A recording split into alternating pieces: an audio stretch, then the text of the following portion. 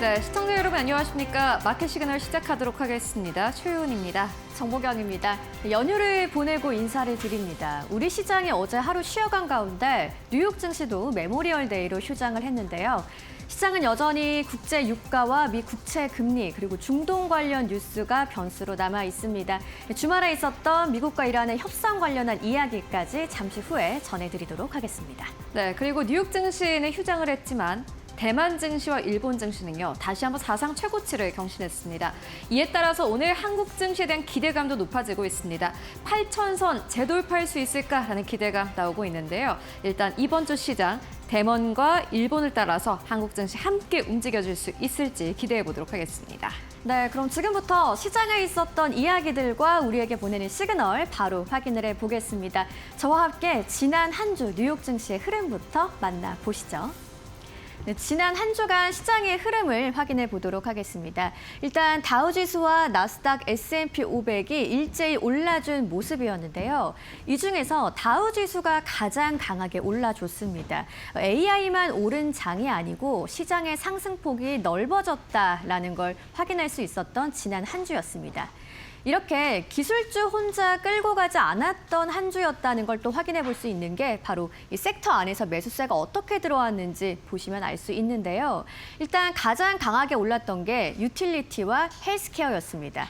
부동산 쪽으로도 매수세가 좀 강하게 들어오는 모습이었고 한편 커뮤니케이션 서비스 쪽으로는 약세 흐름이 나타났습니다. 빅테크 종목들 안에서도 차익 실현 흐름이 있었다는 걸 확인해 보실 수 있겠습니다. 지난 금요일 미국 시장은 어떻게 마감을 했을까요? 바로 살펴보시죠. 다우지수와 나스닥, S&P 500이 모두 올라주는 하루였습니다. 다우지수가 사상 최고치를 경신했고요. S&P 500은 특히나 8주 연속 상승 흐름을 이어가는 모습이었습니다.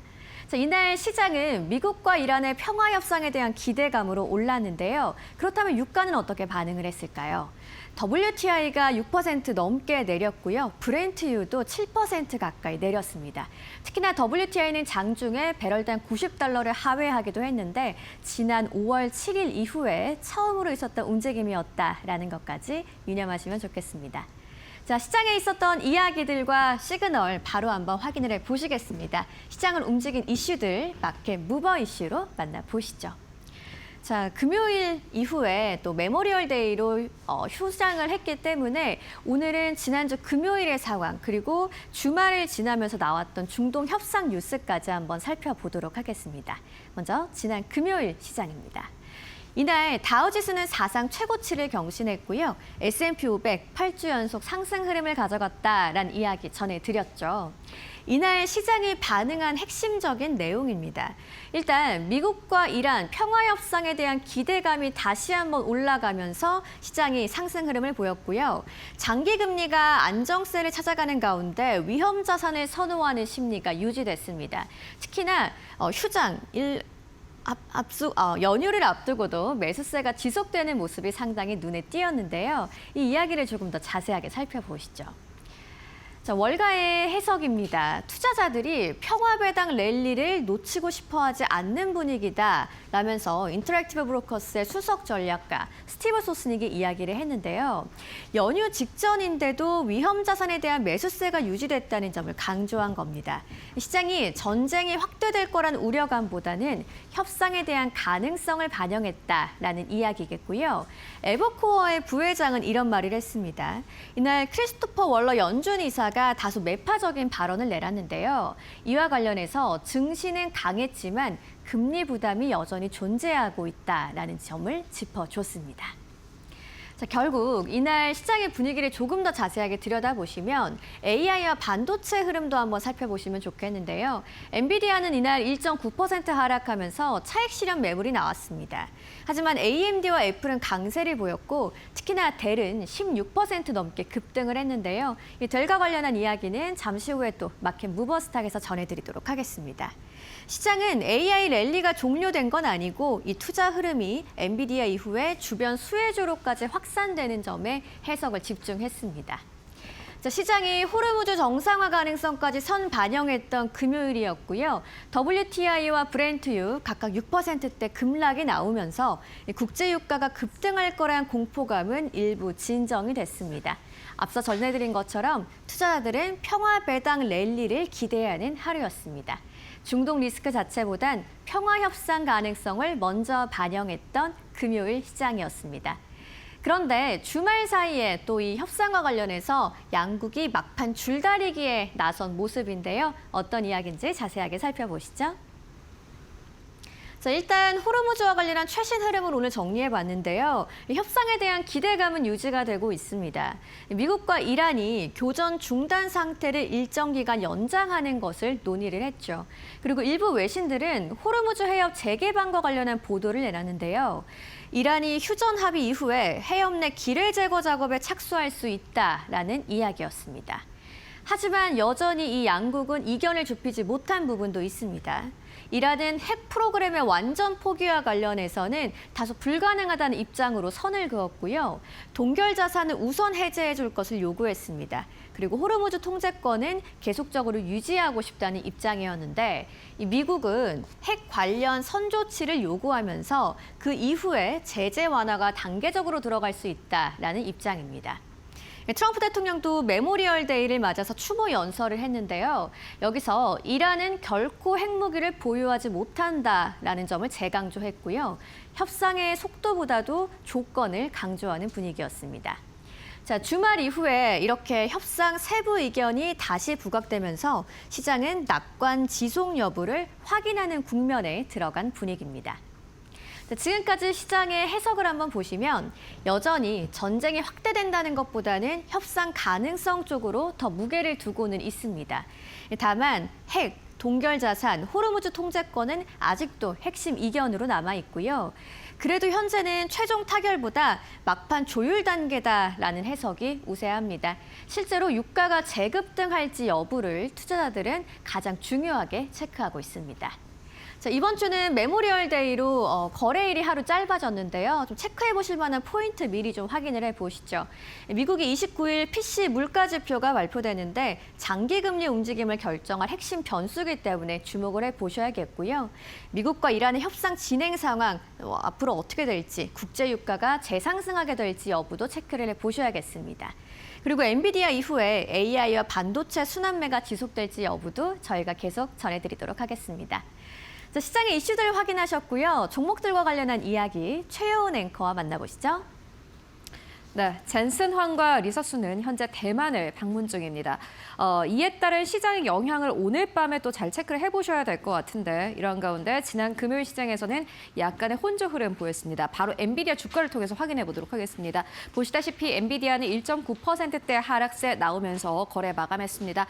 마블 테크놀로지도 1.4%대 하락세 보이시고요. AMD 다만 4% 가깝게 상승, 그리고 퀄컴 보시다시피 11%대 상승 탄력을 보이면서 거래 마감했습니다. AMD의 수장입니다. 리서수는 앞으로 CPU와 관련해서 5년간 이 수요가 확대될 것이다라고 밝혔습니다. 이에 따라서 기대감 계속해서 크게 나오고 있는 상황이고요. 또 만나보시면 소프트웨어 쪽도 전체적으로 상승 흐름을 보였습니다. 오라클 1.2%대 상승, 마이크로소프트의 경우에는 약보합권, 크라우드 스트라이크 2%대 상승 흐름 나오면서 거래 마감했습니다. 이뿐만이 아니라 대체적으로 반도체 소부장 쪽도 상승 탄력을 강력하게 가지고 간 하루였고요. 애플이 1.2%대 상승 나오면서 거래 마감한 것도 특징이라고 할 수 있겠습니다. 알파벳이 1.2%대 상승 나오면서 거래 마감했고 메타가 강보합 수준에서 거래 마감했습니다. 0.47%대 상승 나왔는데요. 메타는 플랫폼 포럼을 출시하겠다라고 밝혔습니다. 이에 따라서 레딧의 주가가 8% 이상 하락하는 등 약간의 시장의 변동성이 있었습니다. 그리고 이뿐만이 아니라 메타가 이렇게 포럼을 출시한다라고 밝히면서 대체적으로 투자 의견들이 긍정적으로 나왔습니다. 장기적으로 봤을 때 큰 모멘텀으로 보인다라는 투자 의견 함께 제시가 되기도 했고요. 이뿐만이 아니라 오늘 지난 금요일 시장에서 테슬라의 주가는 2%대 가깝게 상승하면서 거래 마감했고 아마존은 0.8%대 하락하면서 거래 마감했습니다. M7 기업들은 혼조세를 보였고 이뿐만이 아니라 반도체 안에서도 약간의 혼조 흐름으로 거래 마감했습니다. 다만 방향성 자체는 상승이었다 이렇게 보시면 될 것 같습니다. 그렇다면 지난 현지 시간 금요일 시장에서 특징주 3개 어떤 것들이 있을까요? 함께 만나보도록 하겠습니다. 네, 먼저 첫 번째 기업은 퀄컴입니다. 퀄컴. 보시다시피 두 자릿수의 상승 탄력을 보이면서 거래 마감했습니다. 실적을 발표를 했는데 지난 4월 이후로 주가는 상승 탄력을 계속해서 보이고 있는 상황이고요. 실적 발표 이후에 주가 자체가 계속해서 우상향 흐름을 보여주고 있습니다. 특히나 퀄컴 같은 경우에는 다른 반도체 기업들 대비해서 크게 오르지 못했다라는 컨센서스가 시장에서 좀 형성되고 있는 상황이고 이에 따라서 퀄컴의 주가가 두 자릿수의 상승 탄력을 보이면서 거래 마감한 점이 특징이라고 할 수 있겠습니다. 이제 반도체 안에서 키 맞추기가 좀 나오고 있다라는 부분을 지금 투자의 포인트로 한 가지 좀 삼으시면 어떨까 하는 생각이 들고요. 이어서 두 번째 기업입니다. 에스티로더인데요. 스페인의 뷰티 기업입니다. 푸이그를 원래 인수하겠다라고 밝혔습니다. 이게 사실 한 6개월 전부터 계속해서 나왔던 이야기인데 에스티로더가 푸이그 인수를 포기하겠다라고 밝혔고요. 이에 따라서 투자자들은 환호를 했습니다. 에스티로더가 가지고 있는 재무 부담이 적어질 것이다라는 기대감도 나왔고 푸이그를 인수함으로 인해서 에스티로더가 무엇을 얻을 수 있겠느냐라는 의구심이 있었는데 이 의구심이 조금 해소됐다라고 보시면 될 것 같습니다. 보시다시피 주가가 12% 가깝게 급등하면서 거래 마감했습니다. 그리고 무엇보다 에스티로더는 최근에 실적을 발표를 했는데 중국 내에서 사업이 이전보다 호전세를 보이고 있다라는 평가가 나오면서 상승 탄력을 보였고요. 세 번째 기업입니다. 델인데요. 16% 넘게 급등하면서 거래 마감했습니다.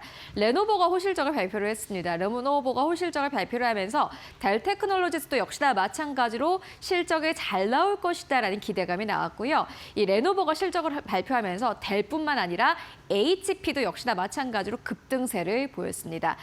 이제 IT 쪽 안에서는 테크 쪽 안에서는 앞서서 말씀드린 대로 키 맞추기가 나오고 있다라고 평가를 해보시면 될 것 같습니다. 한 가지 기업이 긍정적인 실적을 발표를 하면은 그 다른 기업들도 이 기업의 실적에 따라서 긍정적인 실적을 낼 거야라는 기대감이 시장에서 나오고 있는 상황이고요. 이에 따라서 델의 주가는 보시다시피 17% 가깝게 급등하면서 거래 마감했습니다. 확실히 상승 탄력을 아주 강력하게 가지고 가는 그런 시장이었다라고 보시면 될 것 같습니다. 그렇다면 이런 시장 어떻게 좀 정리해 볼 수 있을까요? 만나보도록 하겠습니다. 미국과 이란 간의 협상은 여전히 교착 상태입니다. 긍정적인 소식이 나오면은 그 바로 다음 날 뭔가 잘 되지 않고 있다라는 뉴스가 연이어서 나오고 있는데요. 이런 시장 상황에서 우리가 좀 어떤 것을 눈여겨보면 좋을까라는 고민을 해봤을 때 이 말이 딱 맞는 것 같습니다.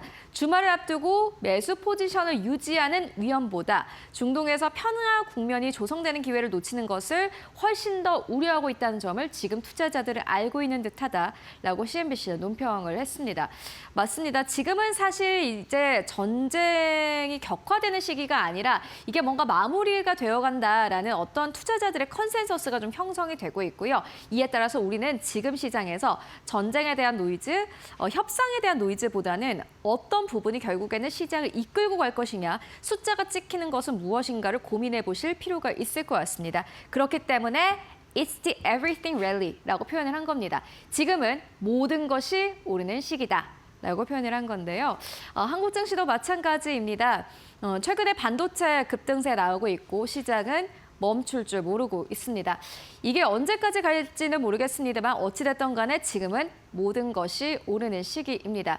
지금 이 시점에서 어떤 것에 투자 기회를 잘 포착을 해야 될지 고민이 필요해 보입니다. 네, 지난주 금요일 시장 정리해보고 왔습니다.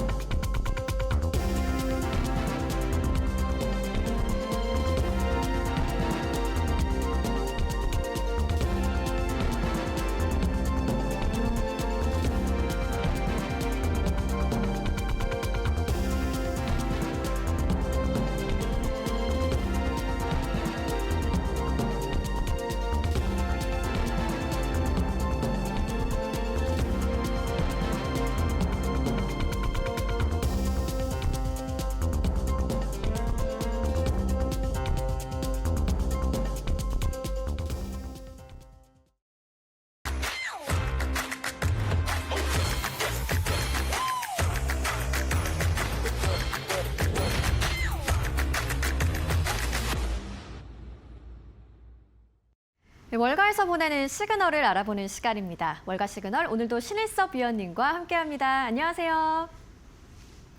네, 오늘 월가 시그널 시작하기 앞서서 뉴욕 시장의 마감 상황부터 짧게 이야기해 보겠습니다. 지난 금요일 미국과 이란의 평화 협상에 대한 기대감으로 올라줬던 시장이었는데요. 시장 상황 좀 어떻게 보셨는지 위원님 좀 정리 좀 해주시죠. 네, 오늘 미국장도 휴장이더라고요. 맞아요. 메모리얼 데이로.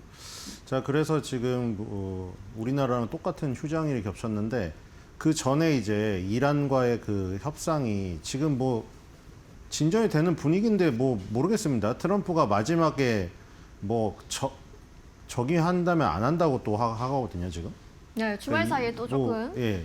끝까지 뭐 완벽하지 않으면 뭐 안 한다고 해가지고 어떻게 될지 모르겠어요. 근데 어쨌든 간에 전쟁 이슈랑 상관없이 미국 증시가 너무나 강하기 때문에 계속 그 증시에 대한 기대감은 여전한 것 같습니다. 네, 미국과 이란의 평화 협상이 좀 급물살을 타다가 다시 한번 좀 제동이 걸린 모습인데요. 이에 따라서 국제 유가의 움직임까지도 이번 주에 좀 계속 체크를 해 보셔야겠습니다.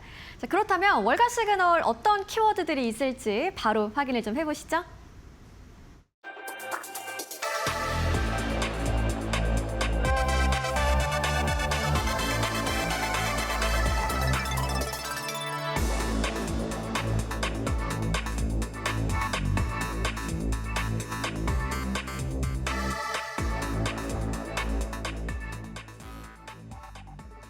세레브레사의 상장이 말 그대로 돌풍을 일으켰습니다. 상장 첫날부터 68% 주가가 상승을 했는데요.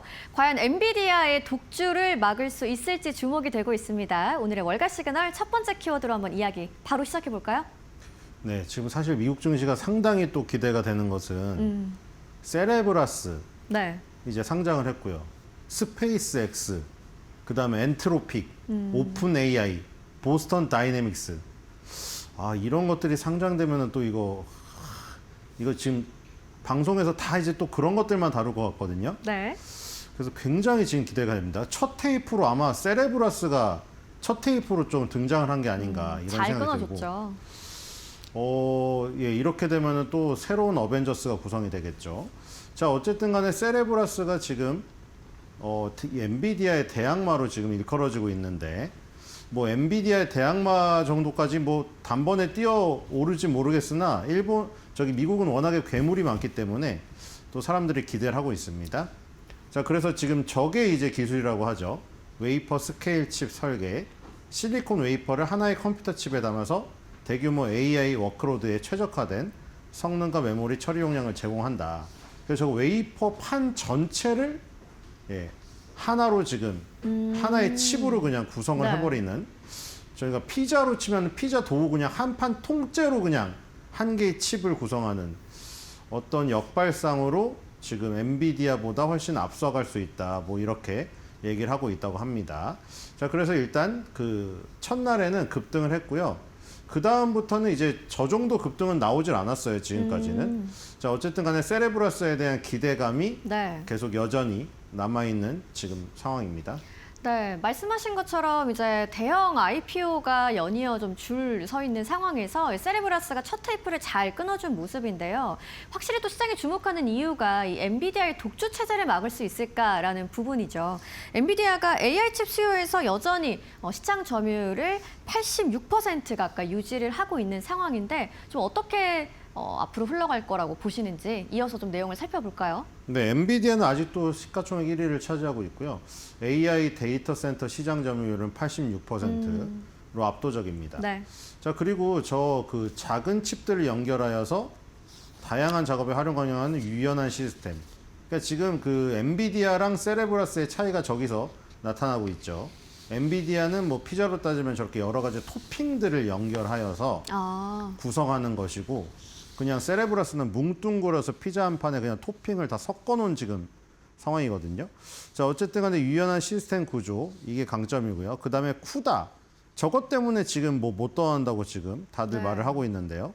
마이크로소프트나 구글이나 뭐 지금 뭐 애플이나 뭐 자체 칩을 설계를 하거나 아니면은 자체 칩들을 외부로 팔려고 할 때 그 엔비디아의 생태계를 무너뜨릴 수 있을 것인가. 개발자들이 저 소프트웨어 생태계 쿠다에 빠져서 대학교 때부터 저거를 활용을 한다고 하죠. 개발자를 꿈꾸시는 분들은 대학교부터 저 쿠다 생태계를 저 안에 들어가 있기 때문에 개발자가 되고 나서도 벗어날 수가 없는 그래서 저 부분 때문에 벗어날 수가 없다고 합니다. 그래서 네. 개발자 커뮤니티의 이 완벽한 이 구성이 높은 진입 장벽으로 지금 거론이 되고 있습니다. 그래서 세레브러스가 아주 그 특이한 칩 구조를 갖고 나와서 효율성, 성능을 강조하고 있지만 엔비디아의 저 쿠다 생태계를 뚫을 수 있을 것인가에 대한 의문부호를 계속 보이고 있습니다.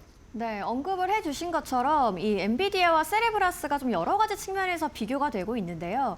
말씀하신 기술 접근 방식이라든지 생태계 등과 관련해서 이 AI 칩 시장의 핵심적인 내용을 한번 두 기업 같이 비교를 해볼까요? 네, 엔비디아는 이제 선두에 있고요. 세레브러스가 도전을 한다. 네. 네, 저희 보니까 이제 정리가 되어 있죠. 웨이퍼 전체를 하나의 칩으로 구성하는 세레브러스와 엔비디아는 작은 칩들을 연결하면서 유연한 확장을 노리는 완전 다른 방식입니다. 성능에서 세레브러스가 앞서간다고 계속 그 선전을 하고 있습니다. 자, 그런데 엔비디아는 역시 성숙한 생태계의 강력한 헤게모니를 쥐고 있습니다. 자, 그래서 AI 인프라 확대와 기업 채택 증가로 지속 성장이 기대되는 성장 잠재력이 두 기업 다 있습니다. 자, 그래서 쿠다 생태계로 높은 락인 효과를 가져오는 엔비디아, 그 다음에 웨이퍼 스케일 설계로 압도적 처리 용량을 갖고 있는 세레브러스의 이 어떤 경쟁력의 이 VS가 앞으로도 계속 진행이 될 것 같습니다. 네, 엔비디아와 세레브러스 관련해가지고 좀 자세하게 비교를 해봤고요. 상장 첫날 동물풍을 일으켰다는 세레브러스 이야기를 해드렸는데 엔비디아라는 종목에 관해서도 조금 더 자세하게 살펴보는 시간을 가져보도록 하겠습니다. 종목 관련해서 이야기 좀 해주시죠. 네, 엔비디아는 오각형 기업입니다. 네.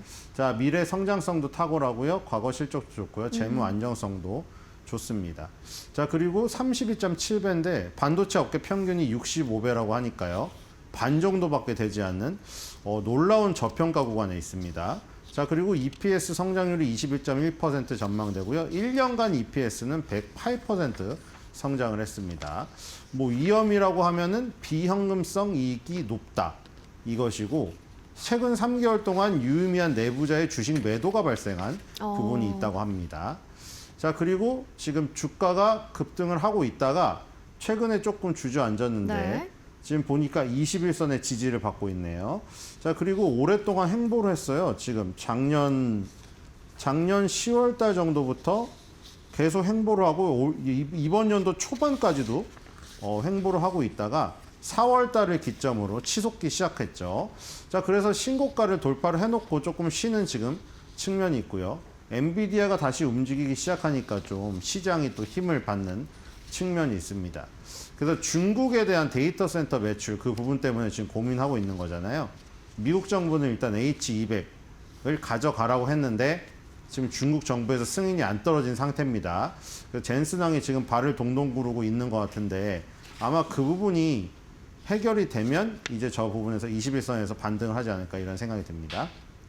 자, 그리고 엔비디아는 실적이 뭐 워낙에 좋죠. 매출액이 지금 79.04 빌리언 달러가 나왔는데 예상치가 81.62 빌리언 달러였습니다. 자, 그래서 서프라이즈가 나왔죠. 실적을 넘어섰죠. 자, 저게 지금 예상 실적이랑 반대로 돼 있는 것 같은데 자, 지금 1.76이 예상이었는데 1.87이 나오면서 이 지금 EPS도 상회를 했습니다. 네, 어닝 서프라이즈 나왔죠. 네, 그리고 지금 매출 그 그래프를 보면은 굉장히 가파른 속도로 지금 올라오고 있습니다. 매출 추정치가 17개 분기 연속 상회. 아, 대단하네요, 지금. 자, 그리고 지금 EPS도 4개 분기 연속 두 자릿수의 성장을 기록을 할 정도로 가파른 지금 성장을 보여주고 있습니다. 자, 그래서 지금 시가총액은 253.5 빌리언 달러가 지금 추정으로 나와 있는 상태고요. 자, 이런 식으로 지금 계속 진행이 되고 있는데 언제까지 이 서프라이즈가 이어질지 지켜봐야 될 것 같습니다. 자, 그리고 41개 의견 중에서 39개 의견이 매수 의견으로 압도적인 의견이고요. 304.32달러가 지금 컨센서스로 형성되어 있습니다. 41.33%의 상승 여력이 있고요. 최고 목표가는 500달러, 최저 목표가는 225달러도 있습니다. 저게 바로 매도 의견인 것 같은데 단 하나의 매도 의견이 있습니다. 네. 자, 그래서 앞으로도 40% 이상의 상승 여력이 있는 것으로 시장은 판단하고 있다. 네. 이렇게 보입니다. 네, 엔비디아가 AI 칩 시장의 핵심 종목이다 보니까 저희가 자주 전해드리고 있습니다. 월간은 강력 매수 의견, 그리고 최고 목표가는 $500까지도 보고 있는 엔비디아인데요. 자연스럽게 우리 시장에서는 삼성전자로의 어떤 시그널이 이어질지가 궁금해지네요. 좀 어떤 시그널 예상을 해보시나요? 네, 근데 뭐 투표가 통과가 되겠죠. 뭐 사실 뭐 되게 반대표의 말이 많습니다만 네. 반대표가 글쎄요, 반대표가 완전히 이길 것만은 같지 않은데 물론 이 향후에 어떤 내용이 좀 심각해질 건 같습니다. 지금 사실 여러분 다 아시잖아요. 지금 그 DS 부분 안에서도 지금 사실 갈리고 있거든요. 그게 비메모리 반도체 부분이랑 파운드리 부분이 그쪽은 또 그쪽대로 소외되는 거고 DX 부분은 아예 소외되었다고 느끼고 있는 것이고, 그러니까 지금 이번 선례로 앞으로 굉장히 심각한 균열이 있을 거예요, 직원별로. 근데 그게 어떻게 될지 모르겠어요. 지금 어떤 상황으로 흘러갈지 모르겠는데 일단은 지금 이번 상황에서 지금 투표만 마무리가 되면 일단은 삼성전자는 한 단계 레벨업을 할 것 같습니다. 그래서 지금 삼성전자의 급등이 일단 예상이 되고 네. 우리나라랑 미국이 쉬고 있는데 대만이랑 일본 증시가 급등을 했죠. 네. 그렇기 때문에 큰 이변이 없는 한 삼성전자도 일단 강세가 유지되지 않을까. 정말 의외로 블랙스완으로 만약에 정말 투표에서 정말 의외의 결과가 나와서 위원장이 교체가 되거나 이런 상황이 발생되지 않는 한 네, 강세를 유지할 것으로 전망이 됩니다. 네. 우리 시장과 미국 시장이 쉬어가는 동안 말씀하신 것처럼 대만 그리고 일본 쪽으로는 좀 급등이 나온 시장이었습니다.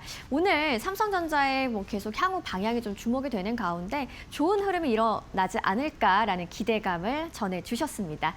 이어서 월가 시그널 두 번째 키워드 바로 만나보시죠.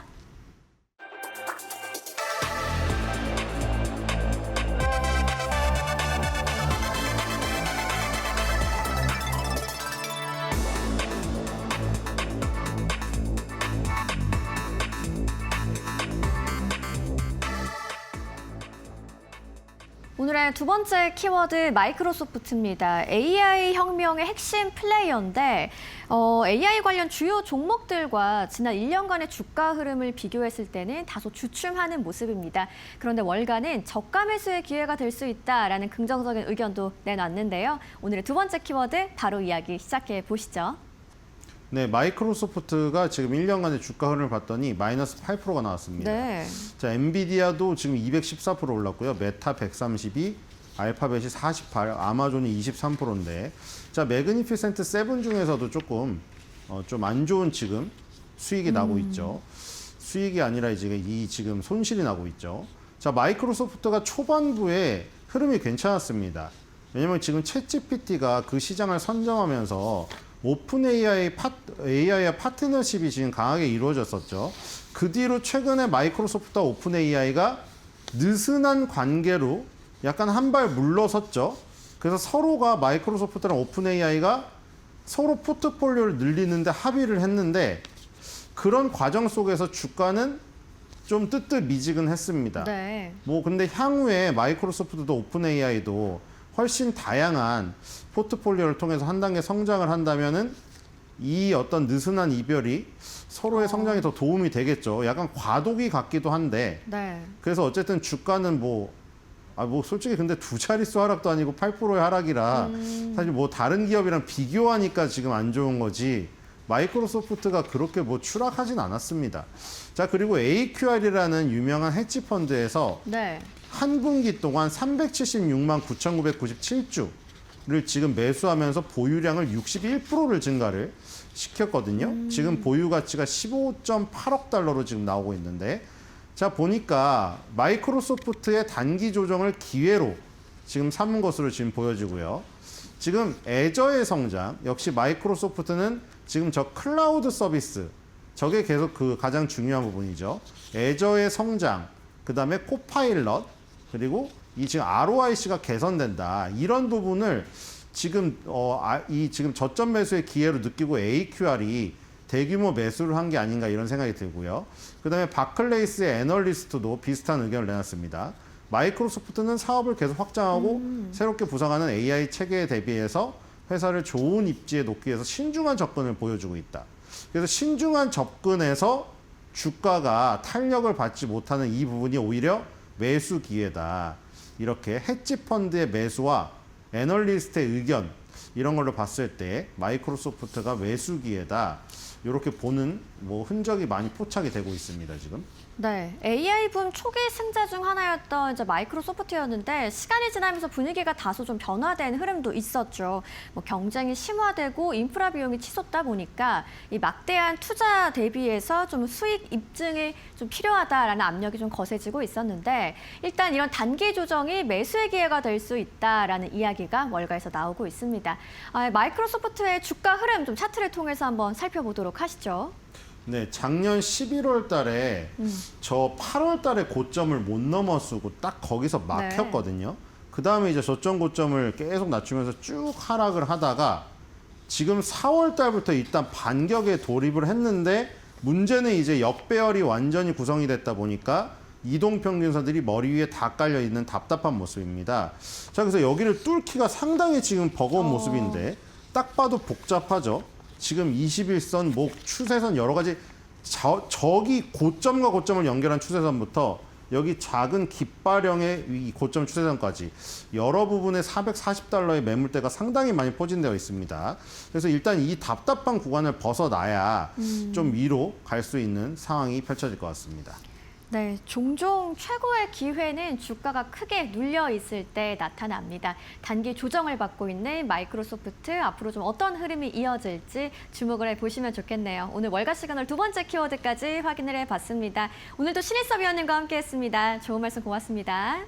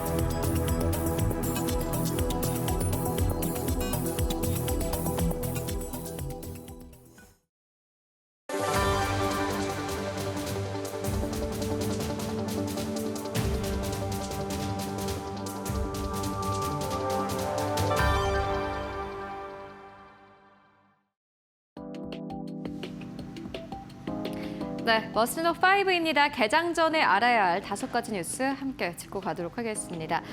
S&P 500의 목표가는 연이어서 상향 조정되고 있습니다. 이미 사상 최고치를 경신한 S&P 500이지만요. UBS는 올해 S&P 500이 7,900선까지 오를 수 있다라고 전망을 했고 내년에는 무려 8,000선을 넘어설 것이다라고 전망했습니다. 글로벌 투자은행 UBS가 탄탄한 소비와 기업 실적, 인공지능 인프라 투자 확대를 근거로 S&P 500 지수의 연말 목표치를 기존 7,500에서 7,900으로 상향 조정했습니다.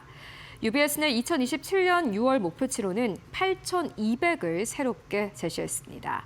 또 S&P 500 기업들의 2026년 EPS 전망치를 기존 310달러에서 335달러로 높여 잡았습니다. 이번 이익 전망 상향의 절반가량은 반도체, 특히 메모리 반도체 업황 개선이 반영된 결과로 분석됐습니다. 에너지 업종 역시 이익 증가 전망이 확대되며 지수 목표 상향에 힘을 보탰습니다. 다만 UBS는 호르무즈 해협 봉쇄 위험과 장기 금리 상승 가능성을 단기 핵심 리스크로 꼽았습니다. 네, S&P 500 지수가 7,900선까지 올라가며 정말 내년 여름에는 8,100선까지 오를 수 있을지 기대해 보도록 하겠습니다. 네, 이어서 두 번째 뉴스입니다.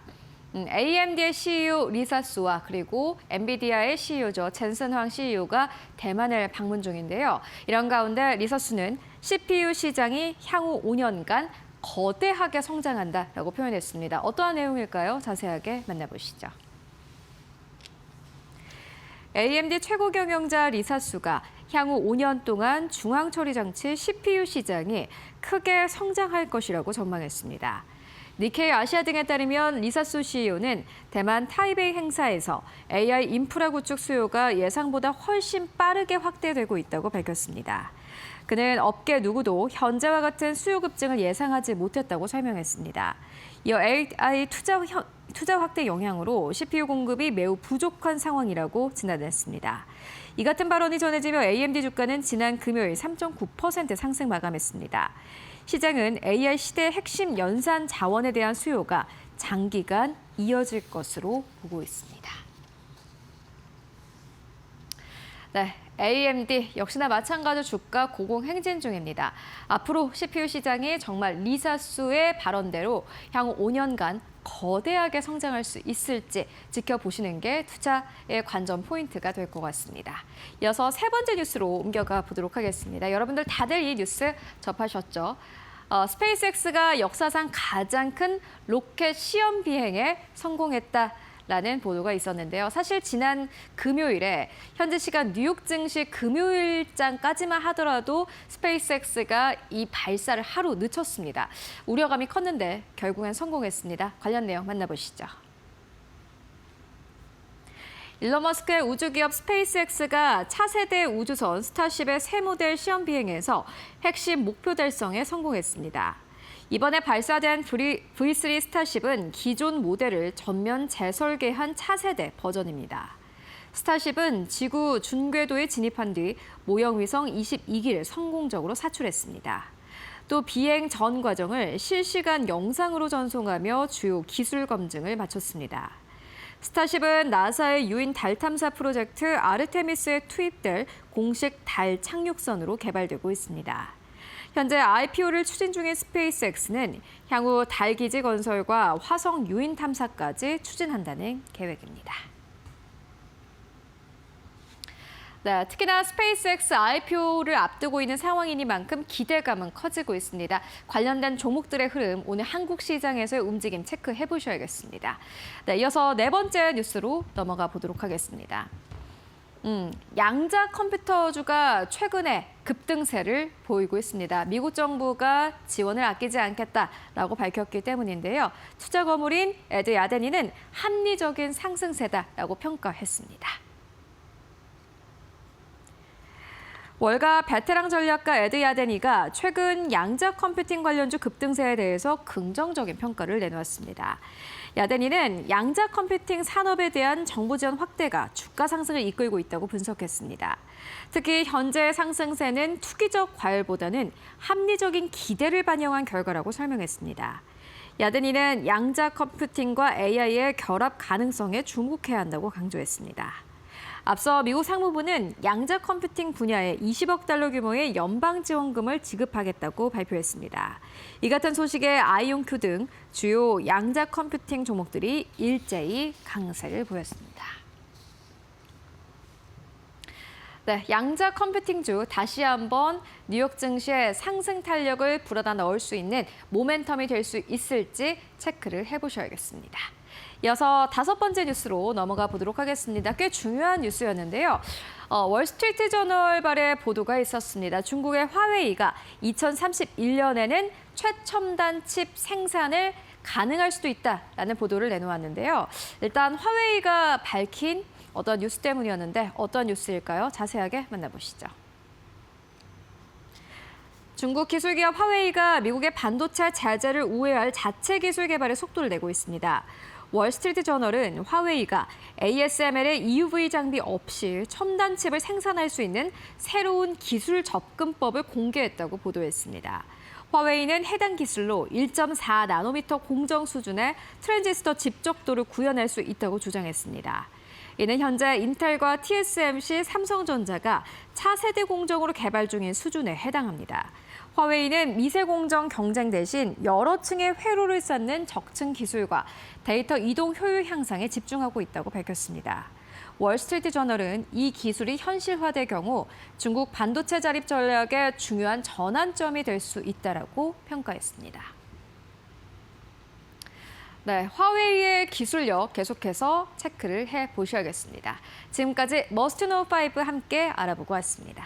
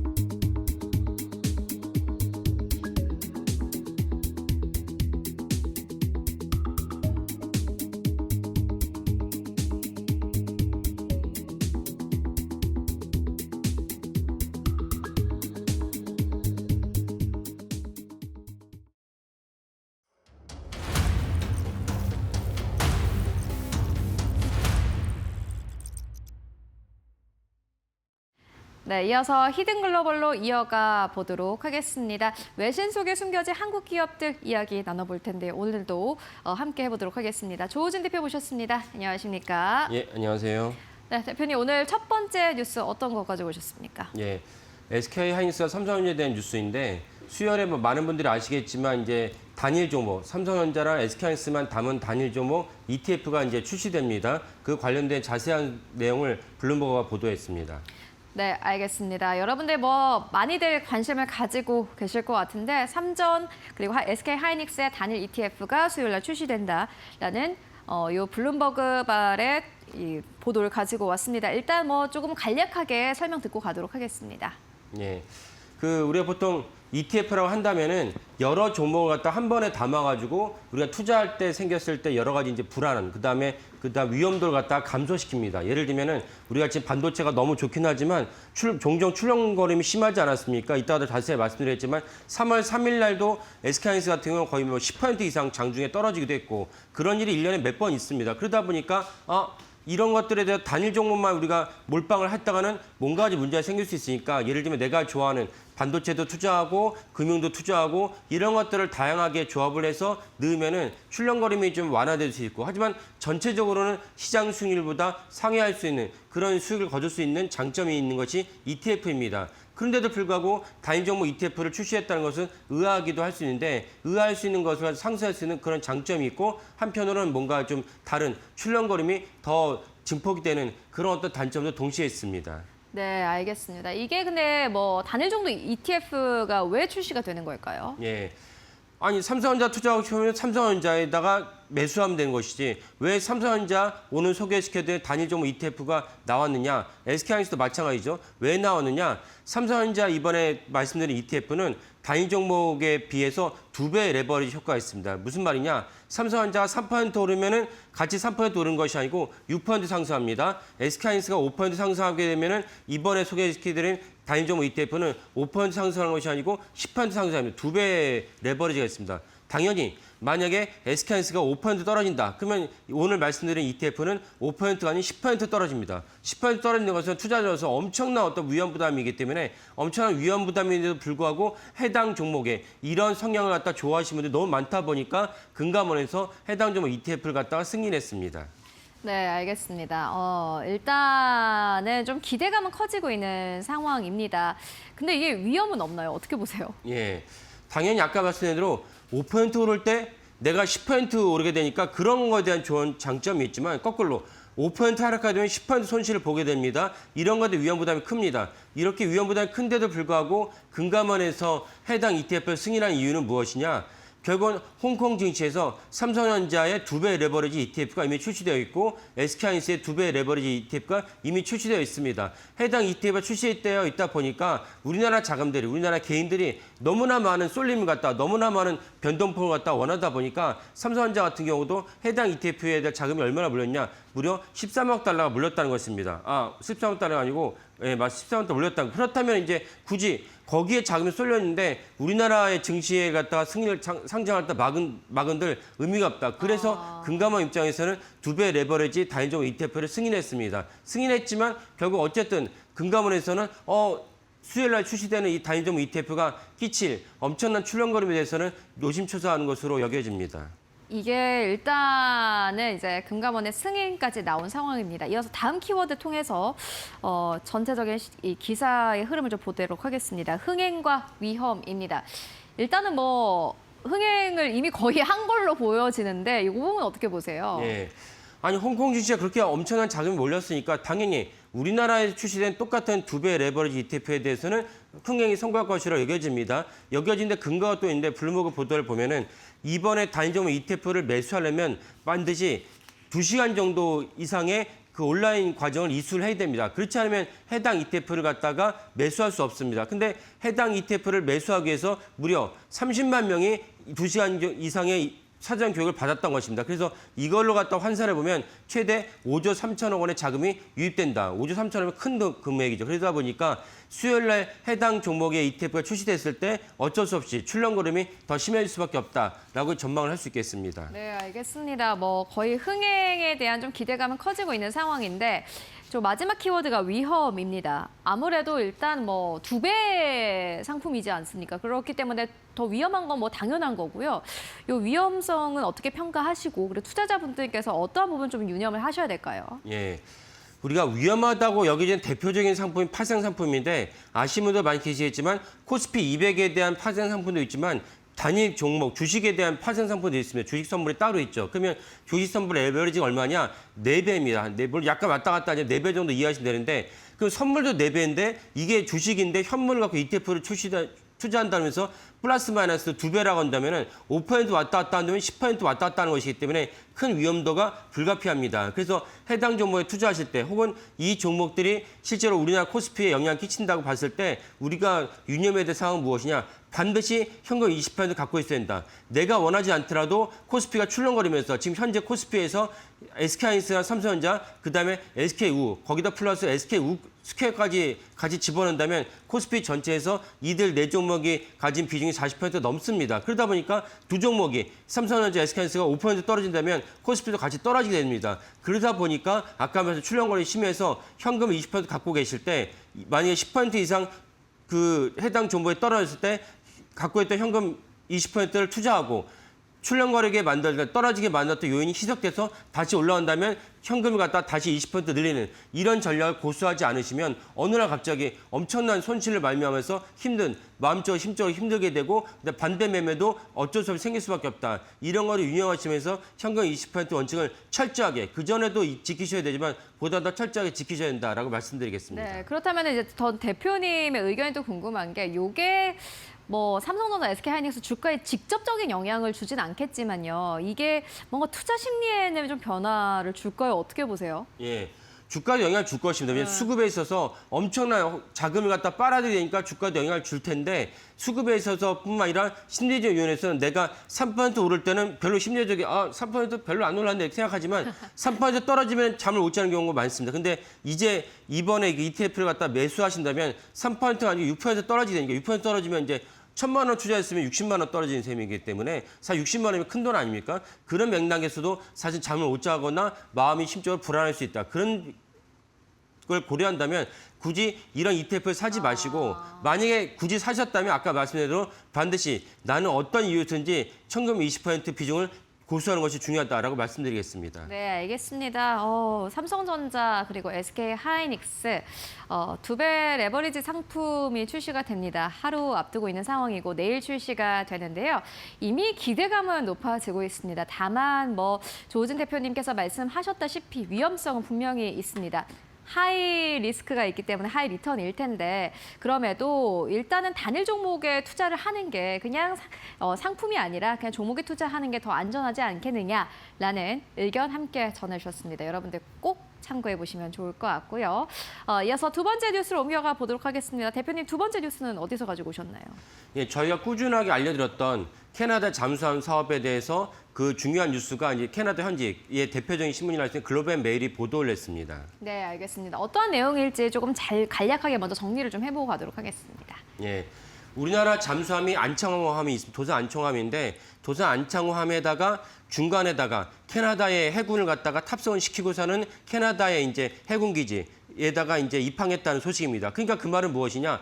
도산 안창호함이 얼마나만큼 내구성이 좋으며 그다음에 실제로 사용하고 거기서 체류해야 되는 해군들이 탑승을 시킨 다음에 그렇다면 우리는 거기서 어떤 잠수함이 좋으냐? 지금 많은 분들이 아시겠지만 하나오션의 이제 잠수함과 그 도굴의 티센크로프 마린 시스템 TKMS의 잠수함이 두 회사만이 남았습니다. 그러다 보니까 캐나다 해군을 갖다 실제 탑승시켜서 야 니네가 보기에는 어느 잠수함이 더 좋을 것 같아라고 자신만만하게 실제 시연했다라고 보시면 되겠습니다. 그 관련된 뉴스들이 많이 있어서 자세하게 말씀드리도록 하겠습니다. 네, 알겠습니다. 그리고 앞서서 말씀해 주셨습니다만 이 안창호함에 캐나다군도 함께 또 탔다 이렇게 말씀해 주셨는데 그 부분을 좀 짚고 가도록 하겠습니다. 예.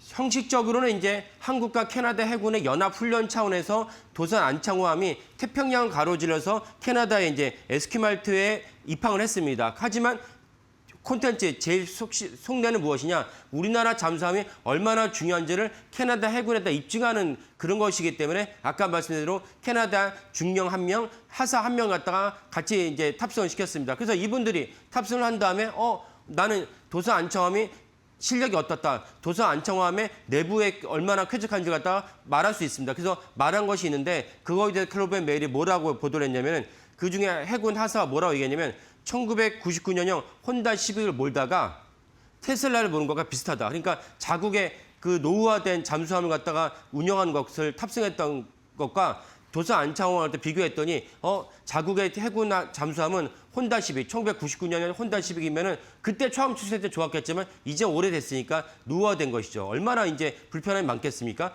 그런 테슬라와 비교해 도산 안창호함이 테슬라의 수준이란 것입니다. 그렇다면 사실은 직접 타서 운영하고 그 다뤄야 되는 해군 입장에서 캐나다 해군 입장에서는 이번에 한마디로 도산 안창호함이 그 독일의 TKMS보다 더 우월하다는 것을 단적으로 표현한 압축적인 문장이라고 하겠습니다. 네, 좀 정리해보고 가도록 하겠습니다.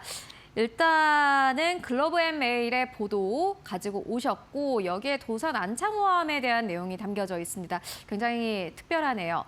이게 옛날 차를 몰다가 지금 테슬라를 타는 기분이다. 이렇게까지 표현이 나왔는데 사실 극찬이 아닐까 싶습니다. 이게 어떤 의미를 가지는지에 대해서 좀 자세하게 이야기를 나눠볼 텐데 키워드를 통해서 바로 만나보도록 하겠습니다. 다음 키워드 공개를 해보면요. CPSFP입니다. 이게 어떤 의미일까요? 예. 그러니까 지금 단순하게 잠수함 12척, 그다음에 M1호까지 합치면 60조짜리 엄청난 사업인데 국방 안보에만 이제 만약에 해당 사업을 갖다 평가한다면 이렇게까지 막 크게 번질 일은 아니지만 캐나다 정부가 명시로 얘기했어요. 이번에 CPSP 사업을 갖다가 선정하는 회사는 당연히 잠수함은 잘 만들어낸 것은 기본이고 거기다 플러스 우리나라 자국 정부, 캐나다 정부가 지금 경제적으로 안 좋거든요.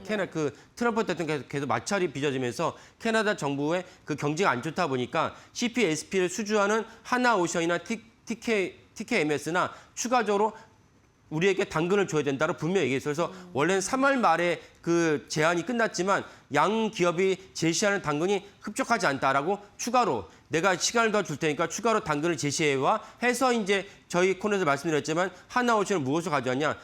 캐나다 현지 기업과 내가 무엇을 하겠다고 MOU를 추가로 계속 체결하고 있고 여기에 플러스 그 TKMS 무엇을 가져왔느냐. 원래 당초에는 이제 폭스바겐이 그 우군으로 참여할 것으로 여겨졌지만 폭스바겐은 탈락을 했어요. 그러니까 대신 독일 정부는 무엇을 제시했냐. 캐나다에다가 우주 발사체 그 기지를 우리가 건설해 주겠다. 엄청난 거죠. 그래서 이거를 최종적으로 제시했습니다. 그래서 회심의 제안을 했기 때문에 사실 우리가 한 발 더 앞서 나왔다고 볼 수도 있지만 이 회심의 제안 때문에 이제 다시 동점에 이르렀다. 그래서 원래는 6월 말에 이제 잠수함 사업자 선정을 하기로 했지만 캐나다 정부가 더 늦출 가능성도 있습니다. 그러니까 우리나라 정부, 독일 정부에 야 추가로 또 당근치를 제시해라 이런 가능성도 있기 때문에 당초에는 6월 말이지만 추가로 연장될 가능성도 있다라고 볼 수 있겠습니다. 네, 그리고 독일은 또 나토 회원국이잖아요. 예, 맞습니다. 그래서 우리가 언제나 그 TKMS보다 한 발 늦어진 건 무엇이냐? 독일은 나토 회원국이기 때문에 단지 그 캐나다 잠수함 12척 운영하는 것 같이 캐나다 연해만 지킬 것이 아니고 태평양 대서양과도 같이 이제 연해를 지켜야 됩니다. 그렇다면 미군과 노르웨이, 독일 해군과도 엄밀한 어떤 교류가 필요하고 무기에 대한 호환도 필요합니다. 그런 점에서는 하나오션이 한 발 늦춰진 건 당연하다. 그래서 우리가 더 많이 당근을 제시해야 되는데 아까 말씀드린 대로 독일이 이러다 우리가 탈락할 수 있겠다 싶어가지고 우주 발사체를 건설해주겠다. 이건 엄청난 것입니다. 그러다 보니까 이제 동점이 아니냐. 그런 점에서 우리가 안심할 수 없는 대목이다라고 보겠습니다. 동점일까요? 아니면은 독일 쪽에 조금 더 좀 무게 추가가 기울었다 이렇게 봐야 될까요? 사실 이게 우주 발사체는 좀 크지 않습니까? 예, 맞습니다. 우주 발사체가 큰 것이고 그러다 보니까 캐나다도 다른 나토 회원국한테 야, 우리도 우주 발사체 있어. 너네 우주 사업에 우주 외교 안보에 우리도 같이 끼어들어. 이런 맥락이 되기 때문에 크다고 볼 수 있습니다. 그래서 사실은 우리 나토 회원국이기 때문에 처음부터 우리가 뒤처진 상황에서 보다 많은 당근을 제시해야 되는데 아까 말씀드린 하나오션이 지속적으로 이 당근을 제시하다 보니까 거기에 대해서 움츠려든 그 TKMS가 야, 우리 우주 발사체를 지어줄게 라고 획기적인 그 제안을 했다는 것이 우리로서는 안 좋은 대목이다. 어쨌건 이번에 그 실제로 운영하고 탑승해야 될 그 캐나다 해군이 엄청난 극찬을 했기 때문에 이 점에 우리가 좀 더 기대를 해볼 수 있겠습니다. 독일 잠수함도 기술력이 대단할 거 아니에요? 예, 기술력은 대단하겠지만 일단 결국 조선업의 하나로 잠수함을 갖다 건조하는 것이거든요. 그런 관점에서는 조선업은 우리가 독일보다 우월하다. 그래서 여러 가지가 다 맞물리면서 실질적으로 이제 엎치락뒤치락 했는데 어떻게 될지는 아마 독일의 어떤 총리, 그다음 우리나라 이재명 대통령도 추가로 물밑에서 캐나다에다가 추가로 이제 제안하지 않을까 싶습니다. 네, 알겠습니다. 그럼 다음 키워드를 통해서 이 기사에 좀 마무리를 지어보도록 하겠습니다. 한화오션 그리고 HD 현대중공업 다음 키워드입니다. 요 기업들이 나오는 이유가 뭘까요? 예, 그 잠수함을 갖다 하나오션만 만드는 것이고 HD 현대중공업도 만들 수 있습니다. 그래서 처음에 이 CPSP 캐나다 잠수함 수주전에서 독자적으로 하나오션 따로 HD 현대중공업 따로 이제 그 비딩에 참가했거든요. 근데 이러다 보니까 출혈 경쟁이 있을 것 같아가지고 당시 이제 윤석열 정부 차원에서 두 기업을 하나로 합쳐가지고 하나오션이 주최로 한 원팀 코리아로 참여하자라고 교통정리했어요. 그래서 교통정리했지만 만약에 12척을 수주한다면 지금 시장에서 어떻게 전망하고 있냐면 4척은 HD 현대중공업에 갈 것이라고 여겨진다. 그래서 만약에 우리가 수주한다면 하나오션과 HD 현대중공업의 주가가 올라갈 것이다. 탈락한다면 당이 내려가겠죠. 이렇게 이제 앞으로 주가를 갖다가 전망하시면 될 것 같습니다. 네, 그렇다면 언제 발표가 됩니까? 예, 그래서 6월 말이 이제 당초 그 데드라인이 있지만 아까 말씀드린 대로 캐나다 정부는 야, 독일, 한국에다가 더 당근을 제시해줘. 더 당근을 제시해준 국가한테 우리가 이제 그 선정을 할 거야. 라고 이제 얘기할 수도 있습니다. 그래서 원래는 4월 말이었거든요. 2달 더 연기했던 것도 그런 맥락인데 6월 말이지만 캐나다 정부 입장에서 우리 가을에 선정자를 발표할 거야 이럴 수도 있습니다. 그래서 긴장의 끈을 늦추지 못한 상황이 그 때문입니다. 일단 하나오션이랑 HD 현대중공업에 대한 의견 전해주셨습니다. 그렇다면은 지금 시장에서 하나오션은 이미 인식을 하고 있는데 HD 현대중공업도 좀 인식을 하고 있는 상태입니까? 아니면은 이게 하나오션의 독자적인 프로젝트다 이렇게 좀 시장은 생각을 하고 있는 걸까요? 예. 사실은 여기에 이제 깊이 관여하고 있는 애널리스트들은 이미 다 HD 현대중공업도 관여됐던 걸 알고 있기 때문에 주가에 많이 반영됐다고 볼 수가 있고 하지만 많이 탈락한다면 하나오션에 대한 그 하락률이 더 깊을 것이다. 왜냐하면 하나오션이 언제나 개인적으로 노출이 많이 됐기 때문에 그럼 개인 투자들은 자세히 모르는 상황에서 하나오션만이 주체고 하나오션만이 가져간다고 봤는데 HD 현대중공업은 일부 가져간다고 해서 아마 오늘에서 아시는 분들 많이 계실 거고 그래서 만약에 탈락한 다음에 하나 오션의 주가 하락이 더 클 것이다라고 여겨집니다. 네, 알겠습니다. 일단은 캐나다 잠수함 이 수주 프로젝트 한국과 독일이 현재 경쟁 중이고요. 한국도 역시나 마찬가지로 기술력에서는 어쨌든 간에 1등입니다. 캐나다보다 훨씬 더 앞선 기술력을 가지고 있는데 이게 앞으로 어떻게 또 결과가 나올지는 계속해서 지켜보셔야 될 것 같다라는 생각이 듭니다. 네, 오늘 히든글로벌 조호진 대표와 함께 이야기 나눠봤습니다. 말씀 고맙습니다. 예, 감사합니다.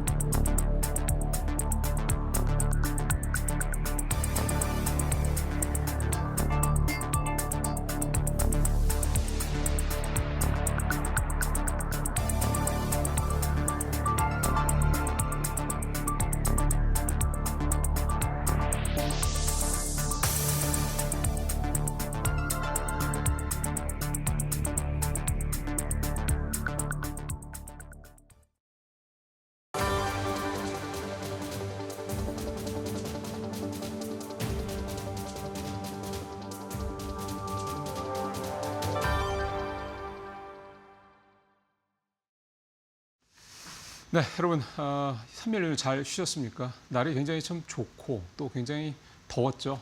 근데 이제 오늘부터는 좀 비가 한 2, 3일 좀 내릴 것 같습니다. 5월의 마지막 주 이번 주 시작이 좀 됐습니다.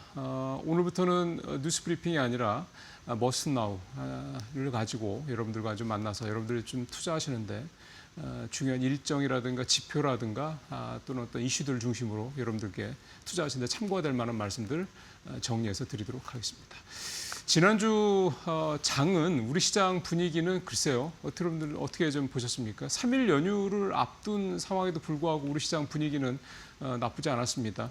결국 이제 그런 부분들은 또 표에도 좀 나옵니다만 특히 코스닥이 되게 좋았죠. 그런 부분들은 결국은 우리 시장이 이렇게 3일 연휴를 앞두고도 시장에서 분위기 좋고 매수에도 좀 들어왔다. 특히 그동안에 부진했던 코스닥 시장이 이렇게 좀 좋았다라는 걸 좀 감안을 한다고 좀 보면 기대치가 역시 좀 높은 그런 지난 한 주 후반이 아니었나 생각이 좀 듭니다. 근데 이런 어떤 기대치에 훨씬 더 분위기는 좀 개선이 되고 있는 상황입니다.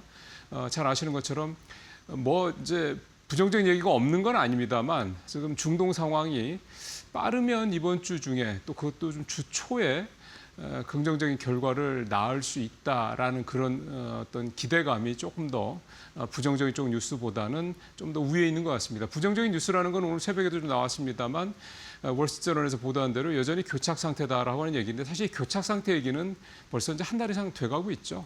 지금 전체적인 상황을 놓고 봤을 때는 분명히 이러한 사태, 이 중동 상황도 분명히 한 걸음 진전이 된 건 분명하고 그게 지금 거의 80달러대로 진입 직전까지 와 있는 WTI 가격, 그다음에 브렌트유도 지금 이제 90달러대 중반까지 내려왔죠.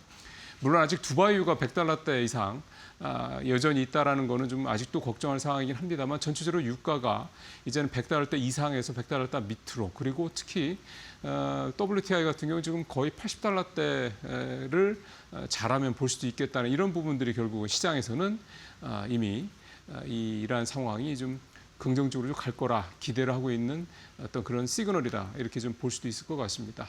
자, 이런 상황에서 이번 주에 한번 어떤 뭐 일정은 앞서 전해 드리셨겠습니다만 제가 봤을 때는 이제 이런 부분들이 이번 주에 조금 더 우리 시장에는 긍정적인 기대감을 좀 가지고 볼 수 있다라는 부분들을 살펴보도록 하겠습니다. 일단 미국의 소비자 신뢰 지수는 뭐 나왔는데 나쁘지는 않고요. 뭐 그렇게 뭐 걱정스러울 정도는 아닌 것 같습니다. 지금 미국의 여러 가지 상황들을 봤을 때, 그다음에 역시 이제 27일 날 삼성전자 SK하이닉스 레버리지 ETF 출시가 예정이 돼 있고요. 그다음에 이제 오늘 가장 뭐 제가 힘주어서 말씀드릴 거는 이제 이번 주 목요일 날로 예정된 금통입니다. 여러 가지 변화들이 이번 주 목요일 금통위에서 예상이 좀 되기 때문에 오늘은 이 내용을 중심으로 왜 이 금통위를 이번 주 금통위를 중요하게 봐야 되는지 설명을 좀 드리도록 하겠고요. 뭐 목요일 날 좀 이슈들이 좀 많죠. 미국 1분기 GDP도 나오고, 그다음에 4월 개인 소비 지수, PCE 물가 지수도 나오고 이렇게 합니다. 뭐 무역 수지는 뭐 그 추세가 크게 바뀔 건 아니기 때문에 일단 그렇게 보고, 삼성전자 SK하이닉스 ETF 상장은 이제 크게 두 가지 측면에서 여러분들께서도 좀 주목을 하시면 되겠죠. 첫 번째는 일단 이게 시장의 자금을 얼마나 빨아들일 것이냐라는 부분입니다. 일단 상장하는 규모만 4조 원이 넘습니다. 뭐 역대 최대치죠. 결국은 이게 마치 우리가 이제 어떤 대형 IPO가 있을 때 시장에서 자금이 블랙홀처럼 빨려들었다. 그러니까 이를테면 기존에 갖고 있는 주식을 이제 대거 팔고 그 현금을 만들어서 그 돈 가지고 이제 IPO에 넣는 그런 걸 우리가 과거에도 여러 번 이제 목도하지 않았습니까? 마찬가지로 지금 기존에 이미 뭐 현상이 나타났습니다만은 기존에 갖고 있던 ETF라든가 또는 개별 주식에서 특히 코스닥 쪽에 있는 종목들을 많이 팔았다고 얘기가 좀 나오던데요. 그런 걸 팔아서 좀 현금으로 준비해 놓고 내일 출시되는 이제 삼성전자 레버리지 ETF 또는 SK하이닉스 레버리지 ETF를 사겠다는 분들이 이제 뭐 지금 뭐 얘기로 한 10만 명 이렇게 교육받은 사람들만 거의 10만 명이더군요. 그런 정도의 어떤 매수세가 좀 대기하고 있다. 이 부분이 되겠습니다. 이렇게 됐을 때 이제 시장에서 이를테면 어디서 자금이 빠져나가냐는 건데 이미 지금 그 돈들은 빠져나온 상황이고 그게 그동안에 코스닥 시장이 상당히 좀 어려웠던 이유 중에 하나였는데 앞서 잠깐 설명드렸던 것처럼 지난주에 목요일과 금요일 이틀 동안 코스닥이 거의 5% 전후로 이렇게 가까이 급등을 하지 않았습니까? 거기를 봤을 때 일단 일단 코스닥 시장에서 자금이 이 레버리지 ETF 때문에 빠져나가는 거는 이제 어느 정도 진정이 됐다 이렇게 좀 봐야 될 것 같고요. 이게 이제 시장에서 이제 주가 흐름이 좀 어떻게 나타날 것이냐 이제 그 부분이 중요하게 이제 더 봐야 될 것 같습니다. 첫 번째로 가장 중요한 건 역시 시장의 변동성을 얼마나 키울 것이냐라는 부분이겠죠. 리밸런싱 효과에 대한 우려들을 참 많이 하고 있습니다. 뭐 예를 들어서 뭐 5%의 뭐 상승으로 끝났다. 그럼 기본 이제 주가가 뭐 삼성전자가 만약에 5% 올라서 마감이 됐다 그러면 이 2배 레버리지는 이제 10%를 예를 들어 만들어야 되는 거니까. 그럼 이제 장 막판에 그 10%의 5%를 맞추기 위한, 그러니까 5%를 추가로 높이기 위한 그런 집중적인 또 매수세가 나타날 수밖에 없는 거고, 또 거꾸로 얘기하면 5% 떨었다는 얘기는 마찬가지로 그렇게 또 그걸 맞추기 위해서 또 대규모 매도세가 나타날 수 있다. 이 부분. 근데 이제 이런 부분들도 한 걸음 떨어지는 거랑 보면은요. 그동안에 삼성전자, SK하이닉스가 보여왔던 이 본주의 움직임이 결국은 이 레버리지 상품에서도 사실 그대로 좀 나타나지 않겠냐 이런 생각을 좀 해보게 됩니다. 무슨 얘기냐면 시장이 떨어질 때 물론 SK하이닉스나 삼성전자도 많이 떨어졌었지만 또 사실 굉장히 빨리 반등을 하지 않았습니까? 결국 레버리지 ETF도 마찬가지의 행보를 가능성이 높다는 점을 봤을 때 변동성이 물론 훨씬 더 큰 상품이면 분명하지만 그럼에도 불구하고 이 레버리지 상품에 대한 어떤 그 방향성 이 부분에 대해서는 다른 레버리지 상품에 비해서는 좀 부담을 좀 덜어도 되지 않겠느냐 이런 생각을 좀 해볼 수가 있겠고요. 그다음에 장 막판에 변동성을 좀 가져올 수 있다. 이 부분은 조금 우려가 될 수 있는 부분이기도 합니다. 예를 들어서 뭐 장이 좀 안 좋아서 삼성전자, SK하이닉스가 빠졌을 때는 지수는 더 떨어질 수 있다는 얘기가 좀 되는 거니까요. 반대로 물론 더 올라갈 수 있긴 하겠습니다만 일단 그런 변동성 부분에 대해서 이제 우리가 이제 투자 마음이, 그 멘탈이 이제 흔들릴 경우에는 그게 이제 뭐 부담이 될 수 있겠습니다만, 계속해서 말씀드리자면 우리 지금 V 코스피가 70이 넘습니다. 하루에 적어도 플러스 마이너스 5%, 한 달 기준으로는 플러스 마이너스 20%까지는 너무나도 당연한 이런 상황으로 봐야 되는 거기 때문에 지금의 시장 흐름에서 이를테면 4~5% 정도의 이런 어떤 오르내림에 대해서는 너무 크게 우려하시면서 보실 필요는 없지 않겠느냐 생각이 좀 듭니다. 그러니까 이런 상황에서 충격을 먹어서 더 이를테면 좀 좋지 않은 그런 어떤 판단과 그런 어떤 실행을 하지 않는 게 중요하다. 이 말씀이 좀 되겠습니다. 자, 뭐 여기 보시는 것처럼 16종 변동성 유예 뭐 최대 60%인데 그러니까 뭐 하한가를 쳤을 때 이해가 되겠죠. 뭐 이런 거는 크게 지금 삼성전자 SK하이닉스가 하한가를 칠 일이 있을까 싶긴 합니다만 어쨌든 뭐 그런 부분들 감안하시면서 좀 보시면 좀 될 것 같습니다. 자, 앞서 제가 좀 오늘 좀 힘줘서 좀 말씀드리고 싶다라는 부분 이제 한국은행 금통위 얘기를 좀 해보도록 하겠습니다. 왜 이제 이 한국은행 금통위가 여러 가지 변화가 있느냐라는 건 첫 번째는 총재가 바뀌었다라는 겁니다.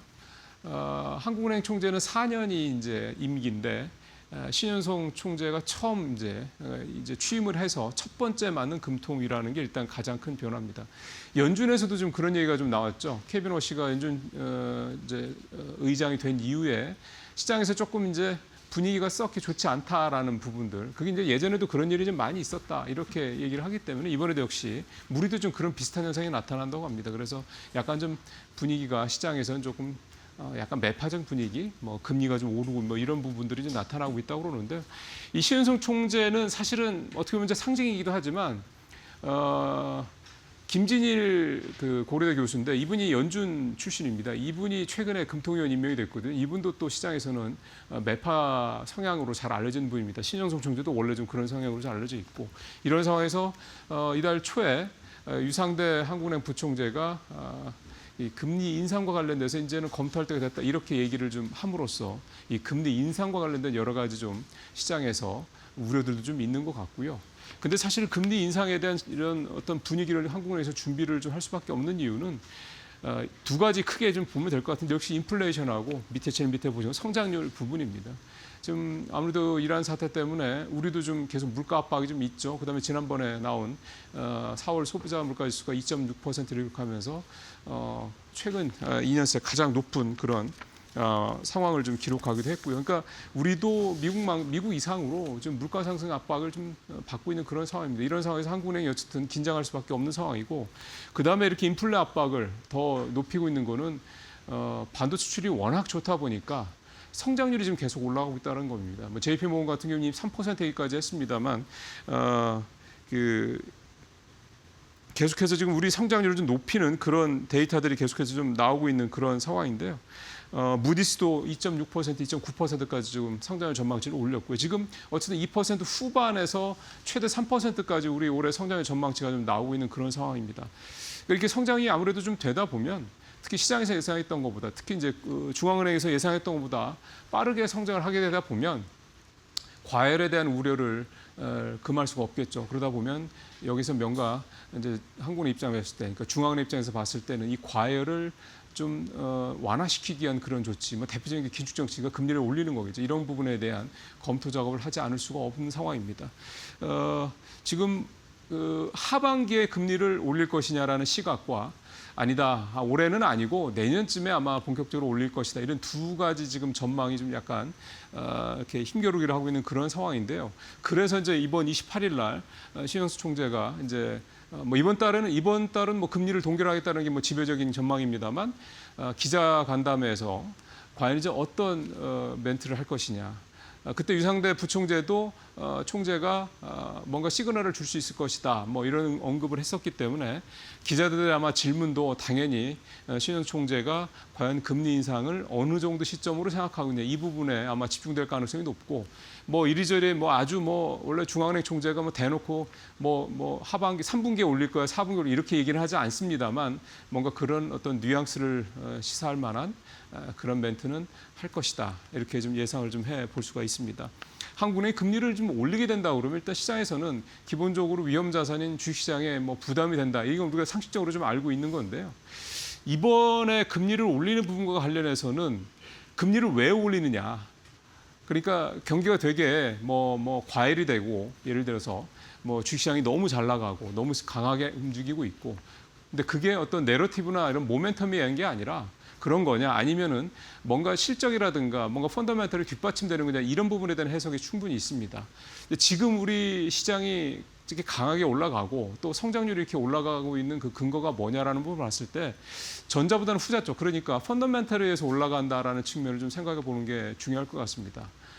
주시장도 사실은 반도체를 중심으로 해서 EPS가 좀 굉장히 좀 강한 그런 상승세를 보이고 있고, 하반기에도 전망치 나온 걸 보니까 EPS 성장률이 한 30%가 넘을 것이다, 이런 전망들이 좀 있더군요.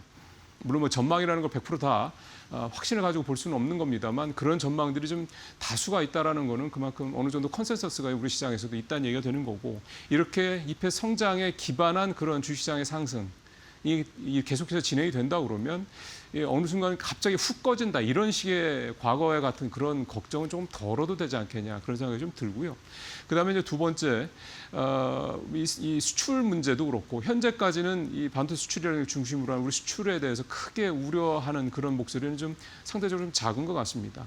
그리고 또 하나가 수출도 수출이긴 합니다만 이 내수 쪽에서도 이 설비 투자라든가 또는 건설 투자라든가 또는 민간 소비 이 부분이 괜찮습니다. 1분기에도 상당히 좀 예상했던 것보다는 양호한 수치들이 나왔고 이런 수치들이 2분기나 그 이후로도 좀 이런 전체적인 수출 호조라든가 이런 점들을 감안했을 때 견조하게 유지가 된다고 그러면 사실은 우리가 금리 인상을 너무 겁낼 필요는 없지 않겠느냐. 그런 생각 듭니다. 그래서 이번 28일 날 금통위에서 신현성 총재가 금리 인상 관련된 시그널을 얘기를 할 때도 아마 그 부분이 어느 정도 또 뒷받침되는 내용들이 나오지 않겠냐 그런 생각도 좀 해볼 수가 있게 됩니다. 이번 주는 일단 큰 기대감을 가지고 주초를 시작을 할 수 있을 것 같습니다. 물론 아직 트럼프 대통령 뭐 그동안 행보를 봤을 때 100% 확신할 수는 없겠습니다만 시장은 이미 긍정적인 쪽으로 무게를 두고 있다. 이런 부분들을 좀 감안하시면서 이번 주 좋은 투자 하시기를 좀 기대를 하겠습니다. 마치겠습니다.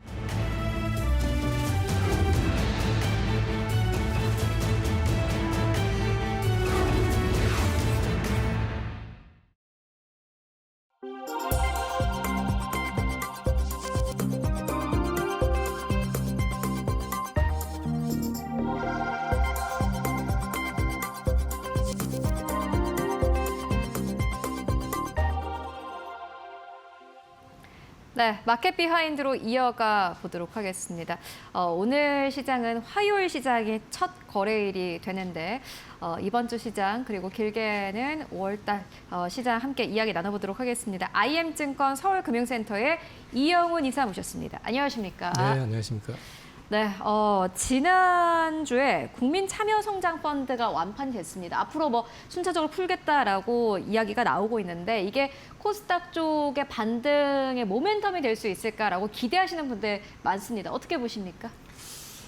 그 가능성을 무시할 수는 없고요. 네. 그다음에 코스피가 반도체 휴머노이드 쪽으로 너무 이제 쏠리다 보니까 네. 이게 이제 특히 여타 업종의 수급을 다 빨아가는 데다가 코스닥 같은 경우는 완전히 소외가 되는 그런 패턴이 나왔었기 때문에 네. 그 반작용에 대한 기대감은 분명히 존재할 수 있는데 저는 조금 이런 미시적인 관점에서 주가에 도움이 될까? 이런 측면보다는 조금 다른 각도로 보실 필요도 좀 있다. 네. 주가와 관련돼 가지고는 여기저기서 말들이 많을 테니까 근데 이거를 왜 하는지에 대해서 생각을 해볼 필요가 있다는 거죠. 네. 그럼 정부가 코스닥 주가를 올리기 위해서 이걸 하냐는 거죠. 그건 아니고요. 지금 일단 제가 볼 때는 저도 업계의 고인물이기 때문에 여기서 제가 94년부터 증권 생활을 시작했었기 때문에 보면은 우리나라가 새로운 먹거리를 고민을 하면서 처음으로 런칭을 했었던 게 제가 있었던 기간 동안에는 IMF 이후에 벤처 투자 열풍이 일어났을 때 IT 쪽에 투자를 했을 때였습니다. 근데 그 당시에 물론 주가 폭락하고 급등을 했던 어떤 버블이 좀 일어나긴 했었습니다만 그 이유를 놓고 보면은 한 그 이후에 25년 이상을 그때 투자했던 기업들이 우리나라의 어떤 산업을 주도해가면서 왔었기 때문에 우리의 어떤 뉴 먹거리가 그때 만들어졌던 거거든요. 근데 문제는 25년이라는 시간을 그들이 끌고 오다 보니까 사실 다 아시다시피 2010년대 중반 이후로부터는 성장도 이제 좀 정체되기 시작하고 산업이 어떤 우리나라의 경제 활력 자체가 많이 떨어졌었잖아요. 지금은 사실은 그런 측면에서 본다 그러면 그 다음 세대를 위한 아니면 그 다음 20년을 놓고 지금 본다고 했을 때 거기에 대한 투자라는 관점으로 좀 이해하실 필요가 있을 것 같아요. 그래서 이번에 AI 사이클에 우리가 중심에 들어가 있는 게 굉장히 중요한 거고요. 그 역량을 이어나갈 수 있게끔 이번에 뒷받침이 되는 어떤 과정이다라고 생각을 한다고 그러면 그런 맥락에서 보신다고 그러면 단기적인 주가 흐름도 중요하지만 중장기적인 어떤 산업의 방향성 그를 통해서 주가가 움직이는 것까지 고려해 보신다고 그러면 저거는 우리나라가 증시에 관심들이 많으실 테니까 지금 우리가 만을 놓고 얘기를 하잖아요. 15,000 이상 갈 수 있는 어떤 포인트가 될 수도 있습니다. 그런데 지금 당장의 주가의 등락만 놓고 자꾸 저걸 평가를 하다 보니까 그 가치에 대해서 너무 조금 뭐라고 그러죠? 좀 다르게 보는 느낌. 단편적으로. 네, 단편적으로만 보는 느낌. 이런 것들이 너무 강해 보여가지고 그런 측면을 좀 이해하시고 보셔야 된다는 걸 좀 말씀드리고 싶습니다. 네, 본인을 고인물이라고 표현하셨지만 이렇게 또 오랜 시간 동안 증시에 몸담아 오신 이사님께서 해주신 말씀이 굉장히 또 마음에 와닿습니다. 이게 코스닥 쪽의 단기적인 모멘텀 그리고 주가만 볼 것이 아니라 결국에는 경제 성장 그리고 한국 경제 즉 AI 랠리에 있어서 어떤 좀 한 가지 진짜 경제 성장을 위한 어떠한 모멘텀이 될 수 있다라는 의견 전해주셨고요.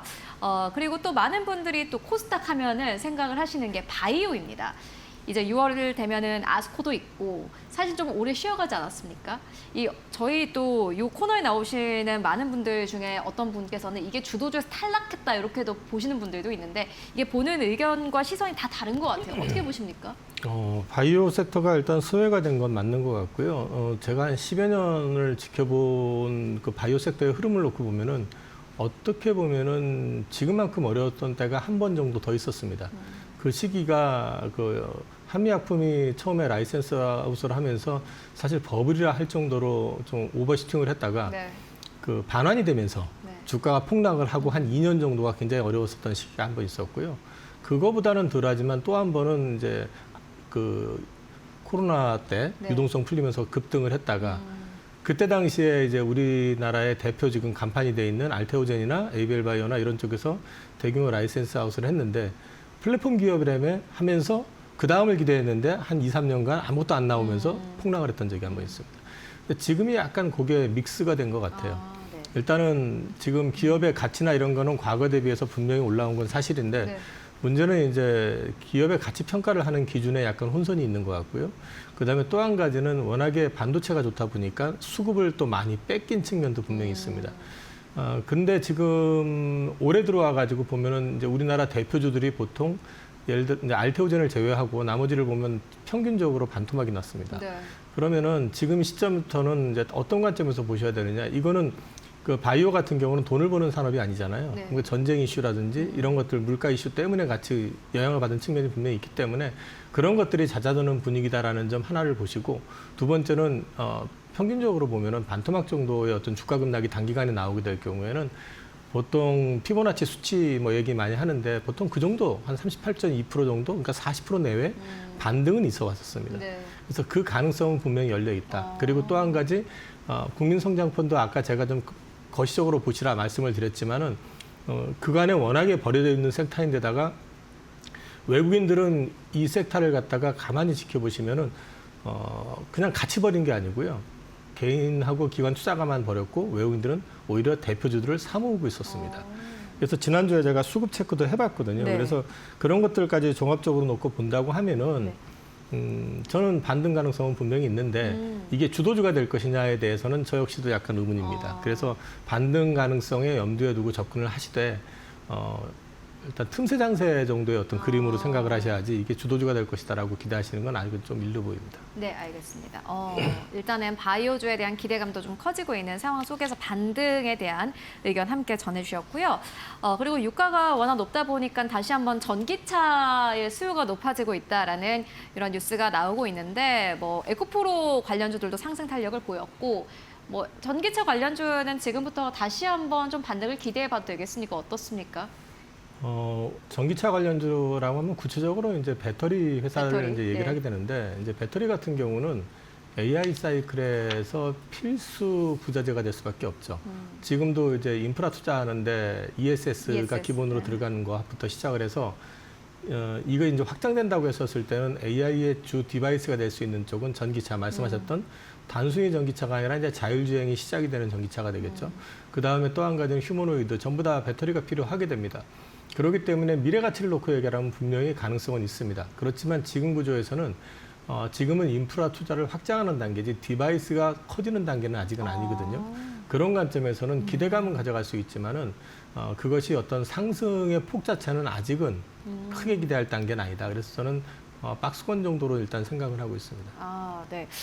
굉장히 중요한 말씀 해주셨습니다. 이게 이제 또 많은 또 뉴스가 워낙 또 많이 나올 때는 주가 상승하면은 그게 진짜 미래인 것처럼 비춰지는데 2차 전지 그리고 뭐 배터리 관련 기업들 같은 경우에는 지금 인프라가 확장되는 시점이지 디바이스가 확장되는 시점은 아니기 때문에 주가의 뭐 상승이 연이어서 나오지는 않을 것이다라는 의견 함께 전해주셨고요. 그리고 코스닥 저희 앞서서 만나보고 왔는데 코스피 쪽은 살짝 이전보다는 좀 쉬어가는 흐름. 이전과는 약간 좀 분위기는 좀 달라지는 그러한 흐름을 보여주고 있습니다. 특히나 대형주 쪽으로 좀 쉬어갈까요? 어떻게 보세요? 이게 고민 지점인데요. 네. 지금의 어떤 분위기는 기술적 지표나 재반 사항은 과열이 맞습니다. 네.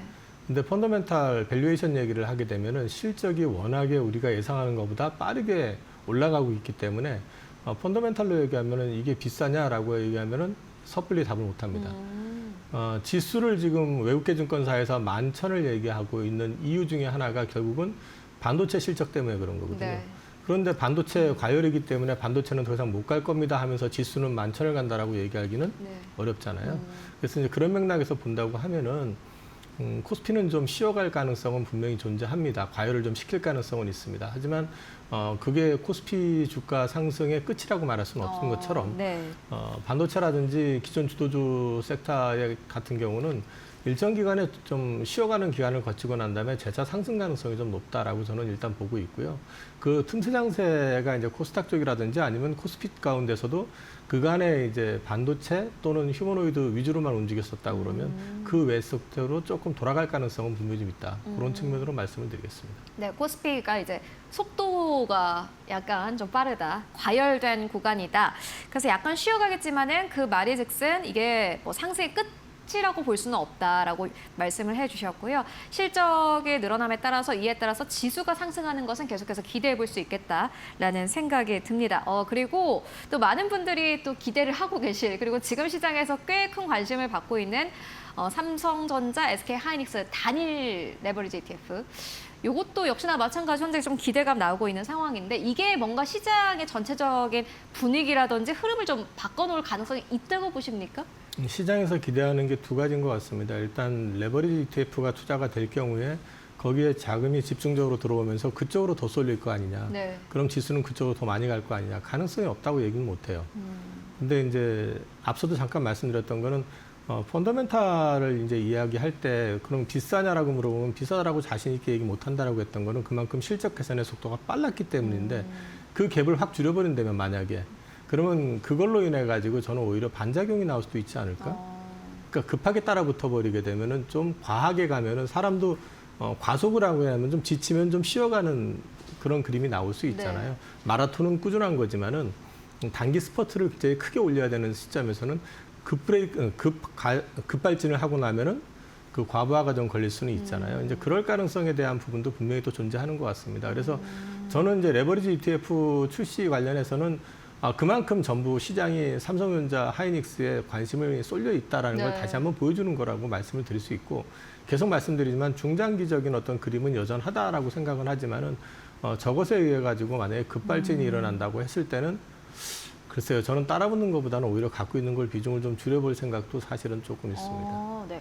그렇다면은 이제 요 ETF가 삼성전자, SK하이닉스 단일 종목에 미칠 영향은 어떻게 보십니까? 말씀드린 것처럼 저는 사실 반반입니다. 이게 이제 급등할 가능성도 분명히 있긴 하지만 그 반대로 급등한다고 했을 때 그럼 그동안 열심히 팔아줬던 외국인들이 잘못 팔았네? 우리도 사야겠네? 그러면서 같이 급발진을 할 것이냐. 저는 그럴 것 같지는 않거든요. 그래서 저게 오히려 차익 실현의 빌미가 될 수도 있다. 그런 맥락으로 저는 일단 보고 있고요. 두배 레버리지 같은 경우는 이렇게 과속이 붙어가지고 움직일 때보다는 어느 정도 기간 조정을 받고 난 뒤에 재차 상승을 하려고 할 때 오히려 더 기대감을 가져보시는 게 좋을 것 같다. 그래서 전 지금보다는 좀 나중에 기회가 되지 않을까 싶습니다. 알겠습니다. 삼성전자, SK하이닉스 짚고 왔고요. 그리고 이제 이번 주는 5월의 마지막 주입니다. 다음 주면은 6월이고요.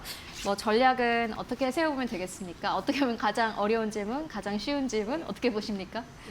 지금 다들 포트폴리오가 있으실 테니까 그 포트폴리오를 한번 점검해 보시고 저는 이제 항상 제 포트폴리오 점검해 볼 때 내 투자 아이디어 기존에 투자했을 때 특정 종목을 샀을 때 그 아이디어가 그대로 유효한지를 봅니다. 근데 이제 그게 만약에 훼손이 되거나 문제가 있을 경우에는 포트를 리밸런싱을 해야 되는 거고요. 그게 아니라고 하면은 굳이 저는 원래부터 뭐 특정 종목에 올인을 하거나 그러지는 않기 때문에 네.